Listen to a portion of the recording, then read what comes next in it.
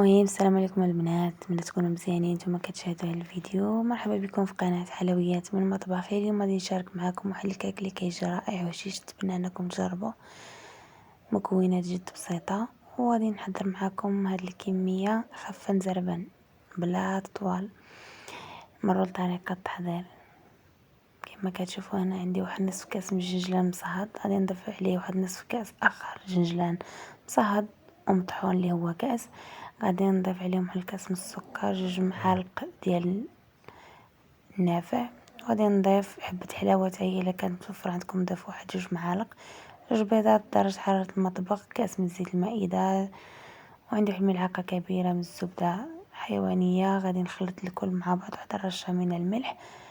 هنا البنات ضفت واحد الكاس ديال الحليب حتى هو ضيفوه، وغادي نضيف الدقيق بالتدريج كما كتشوفوا. نضيف عليهم 2 خميره ديال الحلويات، كل وحده فيها 8 غرام، 2 ناطف 16 غرام. كما كتشوفوا جمعت الخليط، يكون حصلوا على واحد العجين اللي يكون مطلوق ماشي قاصح بزاف.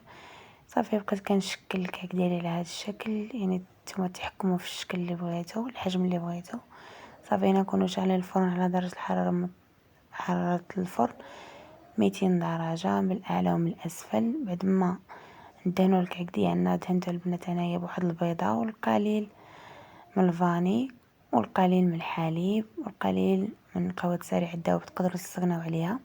صافي دهنت الكيك ديالي كامل ودخلت درت له الجنجلان، دخلته الفرن ونقصته على 150 درجه باش يطيب على خاطره من الداخل ويجيني هشيش. صافي البنات هذا هو الشكل النهائي كما كتشوفوا. كيجي هذا الكيك رائع، ونتمنى انكم تجربوه، ونتلاقاو في فيديو جديد ان شاء الله. السلام عليكم.